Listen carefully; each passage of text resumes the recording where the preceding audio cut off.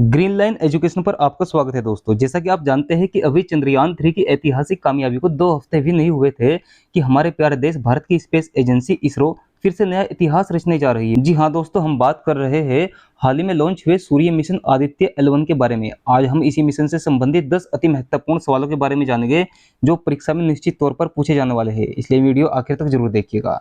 चलिए दोस्तों, पहले सवाल पर आते हैं।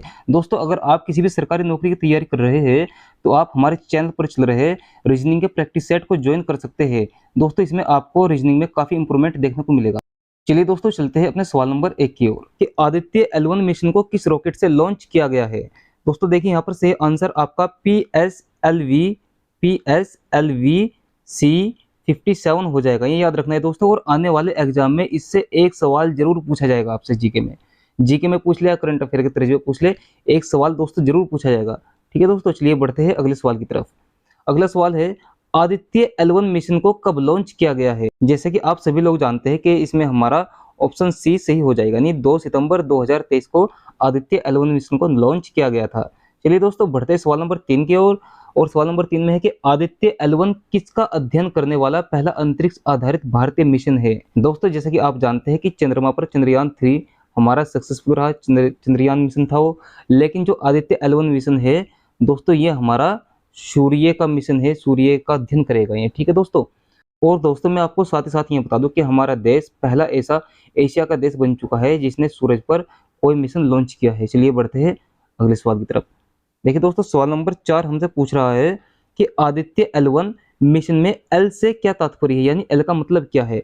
यहाँ पर ऑप्शन दिए गए हैं लैटिट्यूड, लोअर लेवल या फिर लैग्रेंज। दोस्तों देखिए, यहाँ पर सही आंसर आपका लैग्रेंज हो जाएगा। अब ये लैग्रेंज देखो, ये होता है ये दोस्तों हमारा सूर्य और ये हमारी पृथ्वी है। देखो 1 2 3 4 और 5। दोस्तों ये 5 पॉइंट ऐसे हैं हमारे सूर्य और पृथ्वी के पास, या ये कह सकते हैं कि सूर्य और पृथ्वी के अक्ष के बीच में, कि जहां पर सूर्य की ग्रेविटी फोर्स और पृथ्वी की ग्रेविटी फोर्स, जहां पर दोस्तों सूर्य ग्रेविटी फोर्स और पृथ्वी की ग्रेविटी फोर्स लगभग ना के बराबर होती है। और हमारा कोई भी जो हम यान भेजते हैं, अंतरिक्ष यान, वो बिना किसी ग्रेविटी में उलझे अपना काम कर सकता है। चलिए दोस्तों, जानते हैं लैग्रेंज बिंदु के बारे में कि लैग्रेंज पॉइंट होता क्या है। देखिए दोस्तों, सूर्य के केंद्र से पृथ्वी के केंद्र तक एक सरल रेखा खींचने पर जहां सूर्य और पृथ्वी के गुरुत्वाकर्षण बल बराबर होते हैं वह लैग्रेंज बिंदु कहलाता है। दूसरा पॉइंट, लैग्रेंज बिंदु पर सूर्य और पृथ्वी के गुरुत्वाकर्षण बल समान रूप से लगने से दोनों का प्रभाव बराबर हो जाता है। इस स्थिति में वस्तु को ना तो सूर्य अपनी ओर खींच पाएगा, ना पृथ्वी अपनी ओर खींच पाएगी, और वस्तु अधर में लटकी रहेगी। तीसरा पॉइंट है दोस्तों, लैग्रेंज बिंदु को L1, L2, L3, L4, L5 से निरूपित किया जाता है। इसरो धरती से 800 किलोमीटर के ऊपर L1 लैग्रेंज बिंदु के आसपास आदित्य L1 को स्थापित करना चाहता है। ठीक है दोस्तों, चलिए अगले सवाल पर चलते हैं। Question number 5, Aditya L1 mission को किस स्पेस एजेंसी ने लॉन्च किया है। दोस्तों ये तो आप सभी जानते हो कि इसको हमारे प्यारे देश भारत की स्पेस एजेंसी इसरो ने लॉन्च किया है। इस बात पर दोस्तों वीडियो को लाइक जरूर कर दीजिए। चलिए दोस्तों, अब मैं थोड़े से पॉइंट आपको स्पेस एजेंसी इसरो के बारे में बता देता हूँ, क्योंकि इससे भी सवाल पूछ लिया जाता है एग्जाम में। देखिए, इसरो भारत की स्पेस एजेंसी का नाम है और इसरो की full form Indian Space Research Organisation है। इसका हिंदी नाम भारतीय अंतरिक्ष अनुसंधान संगठन है, जिसका मुख्यालय बेंगलुरु यानी कर्नाटक में मौजूद है। और इसकी स्थापना 15 अगस्त 1969 यानी 1969 को हुई थी। इसके संस्थापक विक्रम साराभाई थे और अध्यक्ष M सोमनाथ है प्रेजेंट में। और दोस्तों मैं आपको एक बात और बता दूं कि जो हमारा चंद्रयान 3 गया था, इसके लैंडर का नाम विक्रम है। ठीक है दोस्तों, और जो विक्रम का नाम है ये इन्हीं के रेस्पेक्ट में नाम रखा गया है, जो विक्रम साराभाई संस्थापक थे इसरो के। ठीक है दोस्तों, और ये पहले अध्यक्ष भी थे इसरो के, विक्रम साराभाई। प्रेजेंट में जो अध्यक्ष है वो S सोमनाथ है। ठीक है दोस्तों, याद रहेगा। चलिए अगले सवाल की तरफ बढ़ते हैं। सवाल नंबर 6। सवाल नंबर 6 में क्या है दोस्तों कि आदित्य L1 मिशन का प्रमुख विज्ञान उद्देश्य क्या है।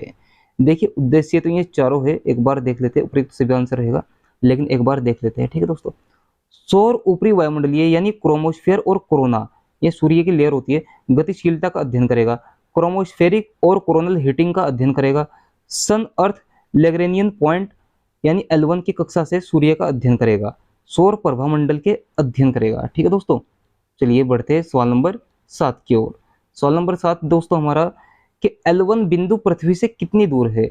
L1 बिंदु पृथ्वी से, इसका ऑप्शन ए सही हो जाएगा दोस्तों, 1.5 मिलियन किलोमीटर दूर है। दोस्तों ये 1.5 मिलियन इक्वल टू हो जाएगा आपका 15 लाख, 15 लाख किलोमीटर हो जाएगा, क्योंकि 1 बिलियन इक्वल टू 10 लाख होता है। ठीक है दोस्तों, चलिए बढ़ते हैं अगले सवाल की तरफ। सवाल नंबर 9, आदित्य L1 मिशन की कुल अनुमानित लागत कितनी है?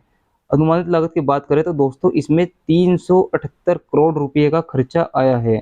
आदित्य L1 मिशन में 378 करोड़ रुपए का खर्चा आया है। ठीक है दोस्तों, चलिए अगला सवाल, question number 10, Aditya L1 mission launching के ठीक कितने दिन बाद यह अपने पॉइंट L1 तक पहुंचेगा? दोस्तों इसका सही जवाब रहेगा आपका ऑप्शन ए, 127 दिन लगेंगे, यानी कि 4 महीनों के बाद ये अपने पॉइंट L1 पर पहुंच जाएगा। ठीक है दोस्तों, पॉइंट L1 तक पहुंचेगा।